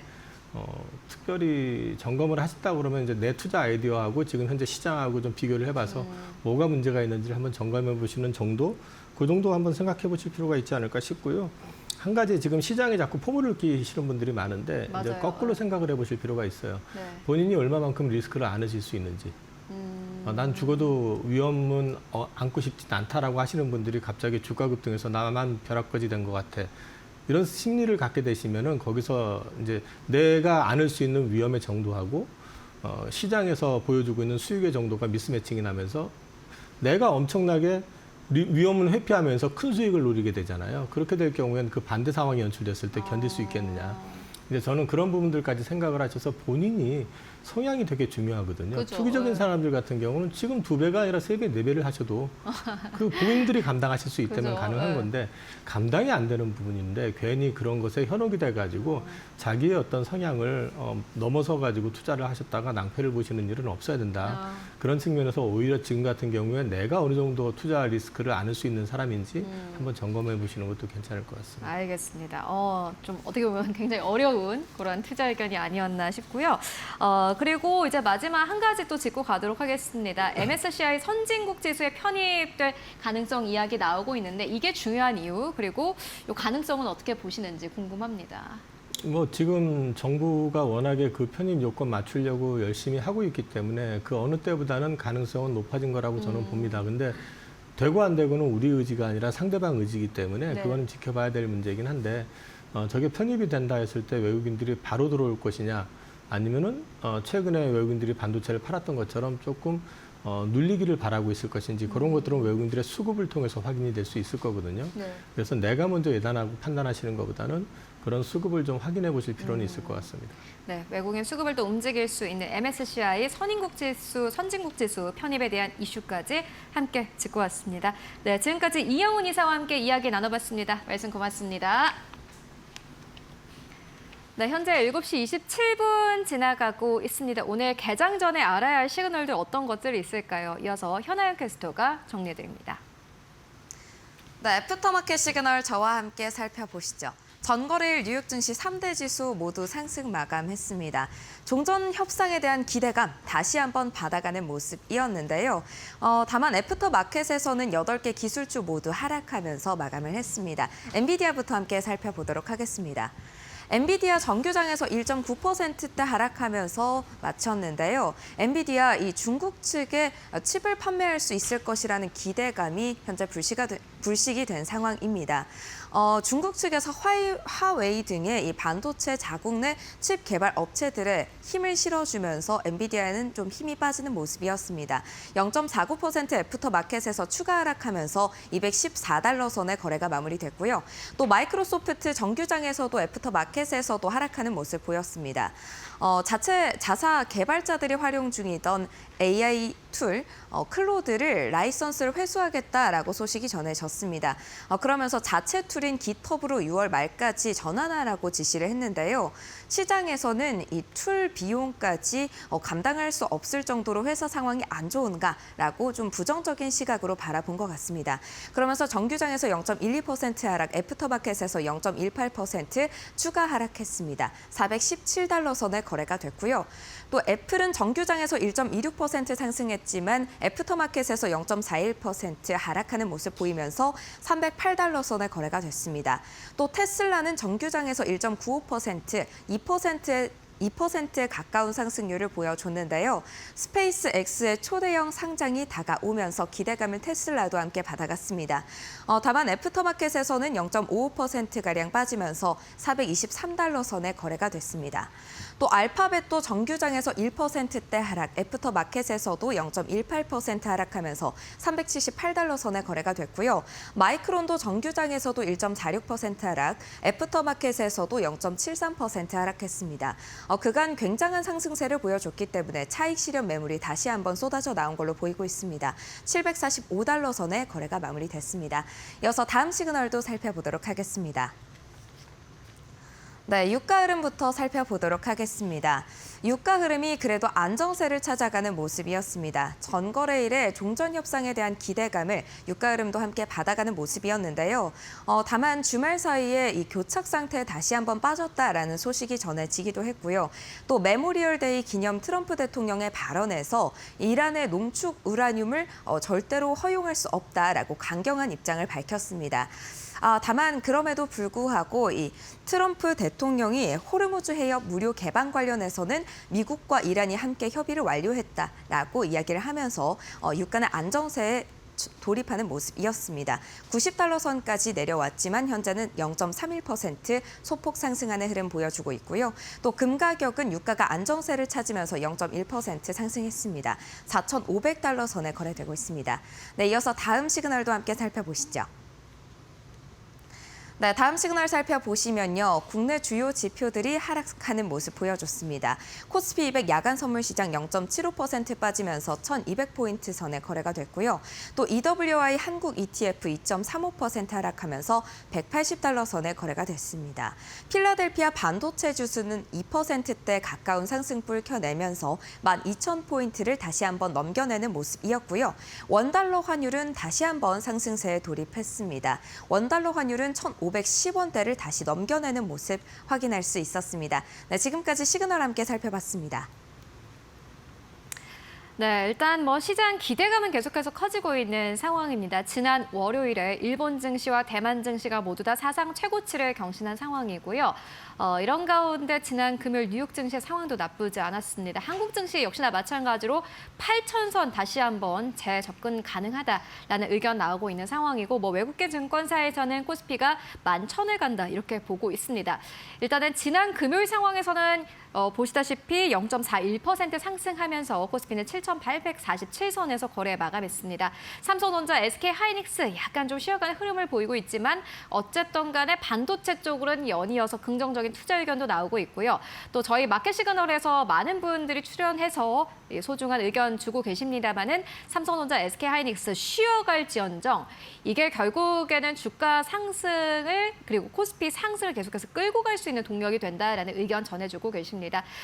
실적이 좋기 때문입니다. 삼성전자, SK하이닉스. 다만 내일 출시되는 단일 ETF의 경우에는 위험을 그래도 좀 잘 참고를 해야 된다라는 의견 전해주고 계십니다. 삼성전자 지난주 금요일 시장에서 2%대 하락 나오면서 거래 마감했습니다. 29만 2,500원대, SK하이닉스는 강보합권 194만 원대에서 거래 마감한 모습 함께 확인하실 수 있고요. 다만 또 코스닥 쪽으로는 좀 기대감 커지고 있습니다. 코스피가 좀 쉬어가는 만큼 코스닥 쪽으로의 상승 기대감 나오고 있는데 지난주 금요일 시장에서 5% 가깝게 코스닥 지수가 상승하면서 거래 마감했습니다. 1,161선에서 거래 마감했는데요. 지금 화면으로도 나가고 있습니다. 에코프로 BM과 에코프로 나란히 보시다시피 두 자릿수의 급등세가 나오면서 전체 코스닥 지수를 이끌었습니다. 다시 한번 2차 전지 쪽으로의 기대감 나오고 있는 상황이고 급반등 그리고 단기적으로 반등 가능성이 있다라는 투자 의견 나오고 있습니다. 에코프로 BM은 21만 원대, 에코프로는 14만 6,500원대에서 거래 마감한 모습 함께 확인하실 수 있고요. 그리고 알테오젠도 역시나 보시다시피 3.7%의 상승 탄력 보이면서 지난주 금요일 시장에서 거래 마감했습니다. 제약바이오 앞서서 저희가 또 이영훈 이사님과도 이야기를 나눠보고 왔는데 제약바이오가 꽤 오래 쉬어갔습니다. 이렇다 할 모멘텀도 없는 상황이고요. 다만 이번 주가 지나고 나서 그리고 다음 주가 되게 된다면은 아스코가 이제 또 개막을 앞두고 있습니다. 아스코 개막을 앞두고 있는 상황 속에서 외국인 수급도 역시나 마찬가지로 최근 들어서 제약바이오 안쪽으로 좀 들어오고 있는 상황이고요. 이에 따라서 제약바이오 쪽도 기대해 볼 만하다라는 의견 나오고 있습니다. 특히나 코스닥 쪽으로 외국인 수급이 연이어서 들어오고 있는 점도 굉장히 긍정적인데요. 보시다시피 지난주의 경우에는 하루도 빼놓지 않고 외국인들이 코스닥 내에서는 매수 우위를 보였습니다. 지난주 금요일 시장에서만 6천억 원 가깝게 사는 흐름을 보여줬는데요. 일단 제약바이오 쪽으로는 계속해서 기대를 해볼 수 있겠다라는 생각 듭니다. 오늘 시장에서도 잘 살펴보시고요. 일단 개장까지 약 1시간 30분 남겨둔 상황입니다. 오늘 장도 성공 투자하시고 저희는 내일 더욱더 알찬 정보로 다시 찾아오도록 하겠습니다. 시청해주신 여러분 모두 고맙습니다.